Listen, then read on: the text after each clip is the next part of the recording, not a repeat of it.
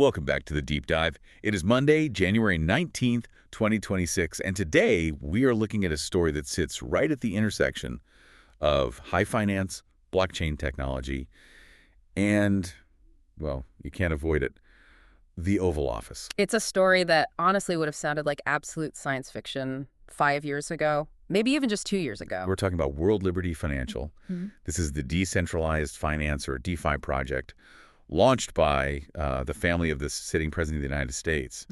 And the timing here is just, it's intense. It is. Their lending platform, World Liberty Markets, officially went live just 1 week ago, January 12th. Right. So the honeymoon phase of, oh, it's just a white paper or it's just a concept is over. The code is live, money is moving, and the scrutiny is ramping up really fast. And to get a handle on what this actually is, beyond the headlines, we've pulled together a pretty serious stack of documents. We've got the project's official gold paper, which is their version of a white paper. We have financial analysis from Mint Ventures and Bankless Times. We're looking at on-chain data. And we've been monitoring community sentiment over on Reddit to see what the actual crypto natives are saying. And the mission here, as we parse through all this, is to answer one big question. Is World Liberty Financial a legitimate attempt to democratize finance and protect the U.S. dollar, like they claim? Or is it really just a branding exercise? A way to monetize political influence with some very complicated strings attached? Let's start with the why, because when you open that gold paper, it doesn't read like a normal tech document. Not at all. Usually you see technical specs, throughput speeds, that kind of thing. This reads like a manifesto. It really does. The language is incredibly ideological. The stated mission isn't just to offer loans. It is to, and I'm quoting here, fortify the global status of the U.S. dollar. That's the key phrase. They are explicitly positioning this project as a shield against central bank digital currencies, CBDCs. Exactly. And for our listeners who might not be deep in the monetary policy weeds, the argument here is that a CBDC, a digital dollar issued directly by the Fed, would give the government too much surveillance power. The big brother fear. Totally. The fear that the government could track every coffee you buy or every donation you make. So World Liberty Financial comes in as the alternative, a movement, that's their word, to make the U.S. the crypto capital of the planet. By using private stablecoins, specifically their own, to keep the dollar dominant without that government tracking ledger. It's make finance great again, basically. That's the pitch. But we need to strip away the rhetoric and look at the actual plumbing, because at the end of the day, it's a software product. What are people actually doing on World Liberty Markets right now? Right, let's look at the tech stack. Initially, the rumor was, and even their early proposals said, they were going to use a Gulf. And AV is the blue chip standard for lending in crypto. It's the household name. It's where you go. Correct. The original plan was to run a segregated instance of a AV v3. Think of it like a franchise. They'd use a OVS tech, but put a velvet rope around it. You'd have to pass KYC Know Your Customer checks to get in. Not open to everyone. Right. But they pivoted. The launch last week didn't use OV. They launched on Dolomite. Which is a fascinating choice. It is. Dolomite is a solid protocol, but it's much smaller, much more niche. It offers more flexibility, maybe, but it doesn't have that same battle-tested brand recognition. So on this Dolomite-powered platform, you can deposit assets like Ethereum, wrapped Bitcoin, the WLFI governance tokens. To earn interest, or you can borrow against them. Standard stuff. But the star of the show isn't Bitcoin or Ether. It's USD1. The stable coin. This is the centerpiece. Exactly. USD1 is pegged 1-to-1 with the US dollar, and the claim is that it's fully backed by cash and US Treasury bonds. The logic being, if we get the whole world using USD1, we create massive demand for US Treasuries. Which props up the national debt and the dollar itself. It's a patriotic stablecoin. In theory. But this is where we have to pivot from the marketing to the money trail, because who benefits is always the most important question in finance. And the gold paper is surprisingly transparent about the answer, almost brazenly so. This is the part that made my jaw drop. Let's break it down. There's a huge distinction between the WLFI token that people buy and the company that runs the show. Right. The WLFI token is a governance token. If you buy it, you get to vote on proposals.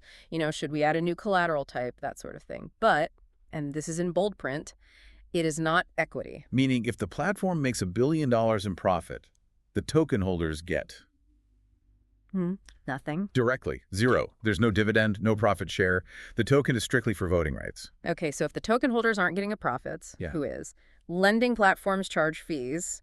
That money has to go somewhere. It goes to what they call net protocol revenue, and the gold paper outlines a very specific waterfall for that money. First, the protocol takes the first $30 million in net revenue and banks it.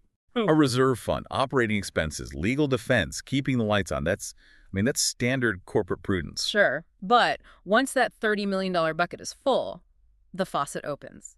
And 75% of the net protocol revenue flows directly to a Delaware entity called DT Marks DeFi LLC. DT Marks.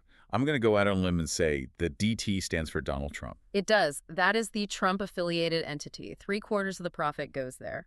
And the rest. The remaining 25% goes to AMG and WLFI LLC, which are entities controlled by the Witkoff family and the other co-founders. Let's just pause on that for a second. In a typical DeFi project, like a DAO, the revenue usually goes back to the DAO treasury. Or it's used to buy back and burn the token, which raises the price for everyone who holds it. It's a circular economy. Right. But here, the value extraction is just linear. It leaves the ecosystem and goes straight into private LLCs. It highlights a massive contradiction. The governance is decentralized, you get to vote, but the profit is highly centralized. It's a corporate structure wearing a DeFi costume. That's a harsh way to put it, but mechanically it's accurate. And speaking of the token, Mint Ventures pointed out another detail about the democracy of that vote. They have a voting cap. Right. No single wallet can vote more than 5% of the supply. Which sounds great on paper. Prevents a hostile takeover. But in practice, if you have 3 or 4 massive wallets, say the founders and their close allies, they just need to agree. And they've got 20% of the vote. Which in most DAOs is absolute control because most people just don't vote. So the 5% cap is more of a speed bump than a real wall. We need to talk about the whale in the room. Yeah. Because when you look at the adoption numbers for that stablecoin, USD1, they look huge. Billions of dollars. They do. Headline numbers suggest massive success right out of the gate. But Bankless Times did some digging on chain, specifically on the BNB chain, and they found something anomalous. Anomalous is a polite word for it. They found that 93.7% of the entire supply of USD1, we're talking roughly $2 billion worth, is sitting in just 2 addresses. And those addresses are controlled by Binance. 93%. Yeah. So almost the entire market cap of this global stablecoin is sitting in one exchange's wallet. Yes. And the context is vital. This seems to be linked to a massive investment by an Abu Dhabi firm called MGX into Binance. And they used USD1 as the currency for that B2B transaction. It looks that way, so it's not organic demand. It's not thousands of people in Argentina using USD1 to hedge against inflation. It's one massive corporate deal. Yeah. If you strip out that one deal, the Binance way, the organic circulating supply of USD1 is probably closer to $100 million. Which is not nothing, but it's a far cry from revolutionizing the global financial system. It changes the narrative from mass adoption to strategic partnership. And speaking of partnerships, let's talk about the people running this, because the team roster has gone through some, let's call it creative editing. It's a moving target. You have the Trump family, Donald, Don Jr., Eric, and Barron. Initially, they had these flashy titles like Chief Crypto Advocate and Web3 Ambassador. Which sounded a bit like they were made up over a Thanksgiving dinner. They did. But recently, those titles changed. Donald Trump and Stephen Witkoff, the real estate mogul, are now listed as co-founder emeritus. Emeritus. I mean, that usually means you're retired. Your hands off, maybe you show up for the Christmas party. And here is the catch. The gold paper has a footnote, and it states specifically that these roles are removed upon taking office to comply with conflict of interest laws. Okay, hold on. It is January 19, 2026. Donald Trump is in office. He's the president. Correct. So if the title is removed upon taking office, Okay. why is it still on the website? And more importantly, does the revenue stop? That is the multi-million-dollar question. The gold paper says the title is removed. It is silent on whether the ownership interest, that 75% flow to DT Marks DeFi LLC, is also removed. Because if he's still receiving 3/4 of the revenue from a company that is actively lobbying for banking charters, Then you have a conflict of interest that is just unprecedented. And it gets even stickier with Stephen Witkoff. Since the inauguration, he's been appointed as the U.S. Special Envoy to the Middle East. So the special envoy and the president are founders of a private crypto company soliciting investments while conducting diplomacy. Diplomacy in the very region, the Middle East, where that massive MGX investment came from.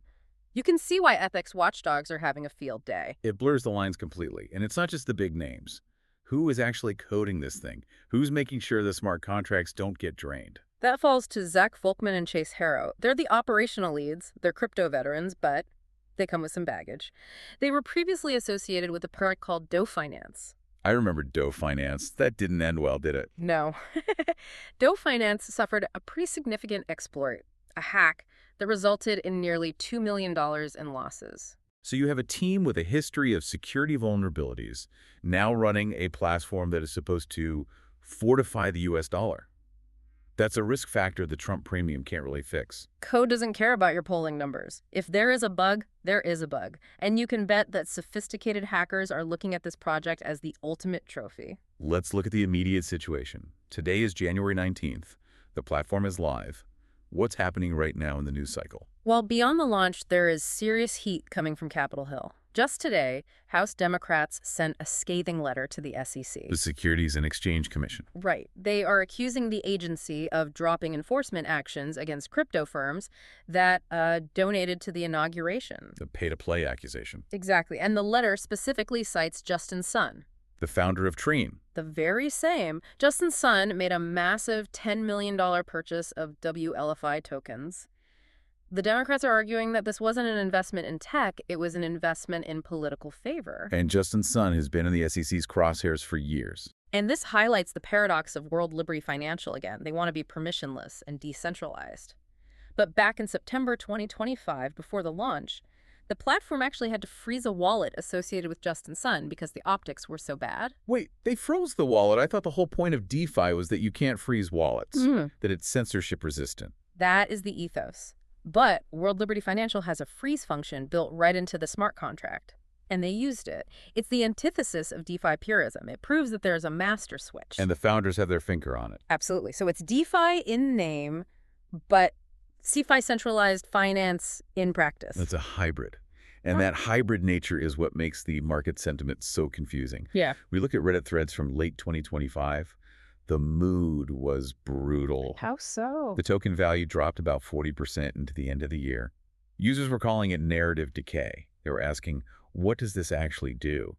If I can use a halve or compound, which have years of security history and no political baggage, why would I move my money here? That's the bear case. It's an inferior product with a famous last name. But the bull case, and there is one, is purely political.